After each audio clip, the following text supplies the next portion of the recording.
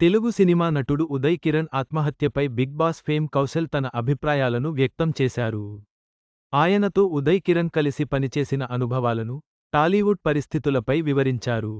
ఉదయ్ కిరణ్: తెలుగు ప్రేక్షకులను పరిచయం అక్కర్లేని పేరు ఇది.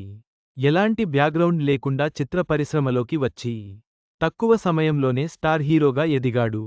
చిత్రం నువ్వు నేను, మనసంతా నువ్వే, నీ స్నేహం, నీకు నేను నాకు నువ్వు, అవునన్నా కదన్నా లాంటి ఎన్నో ప్రేమ చిత్రాలను చేసి యూత్కి ఫేవరేట్ హీరో అయ్యాడు. ఈ యంగ్ హీరో టాలీవుడ్ని కొన్నేళ్లపాటు ఏలేస్తాడని అంతా అనుకున్నారు. కానీ కొన్నాళ్ల తర్వాత చేసిన సినిమాలు ఆశించిన స్థాయిలో ఆడకపోవడం, అవకాశాలు పెద్దగా రాకపోవడంతో మానసిక క్షోభకు గురై 33 ఏళ్ల వయసులో ఆత్మహత్య చేసుకొని చనిపోయాడు.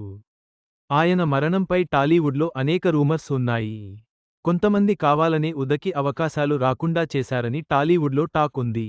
అయితే ఆయన ఆత్మహత్యకు సరైన కారణం ఏంటో తెలియదు కానీ, ఉదయ్ని దగ్గర నుంచి చూసిన ప్రతి ఒక్కరూ ఆయనపై ప్రశంసలు కురిపిస్తారు. చాలా కష్టపడి పైకి వచ్చాడని చెబుతుంటారు. తాజాగా బిగ్ బాస్ ఫేమ్ కౌశల్ కూడా అదే చెప్పాడు. ఓ యూట్యూబ్ ఛానల్కి ఇచ్చిన ఇంటర్వ్యూలో ఆయన మాట్లాడుతూ, ఉదయ్ కిరణ్తో తనకు మంచి అనుబంధం ఉండేదని, అతను స్టార్గా ఎదిగేందుకు చాలా కష్టపడ్డాడని అన్నారు. ఉదయ్ హీరో కాకముందే నాకు తెలుసు.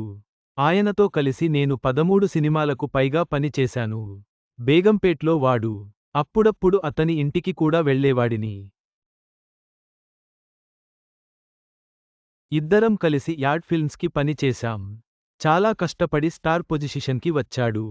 ఆ టైంలో ఎలాంటి బ్యాక్గ్రౌండ్ లేకుండా ఇండస్ట్రీలోకి రావాలంటే ఎంత కష్టమో నాకు తెలుసు. చిన్న చిన్న సినిమాలు చేస్తున్న ఆయనకు చిత్రం మూవీతో మంచి బ్రేక్ వచ్చింది. అప్పటి వరకు ఆయన చాలా కష్టపడ్డాడు.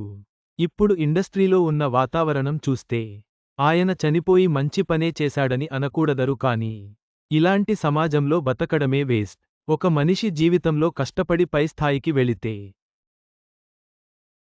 కిందకు లాగడానికే ట్రై చేస్తారు. దానివల్ల వారికి ఎలాంటి ప్రయోజనం ఉండదు. కానీ అదొక ఆనందం. పైకి వెళ్లిన వారిని హింసించి, మెసేజ్లు పెట్టి, ట్రోల్ చేసి, కిందకు లాగేద్దామనే ఆలోచనతోనే చాలామంది ఉన్నారు అని కౌశల్ అన్నారు. కౌశల్ మాటలు టాలీవుడ్లోని వాస్తవాలను, పోటీతత్వాన్ని తెలియజేస్తున్నాయి. ఉదయ్ కిరణ్ మరణం ఒక విషాదం, ఇండస్ట్రీలో మార్పు అవసరం అని ఈ సంఘటన చూపిస్తుంది.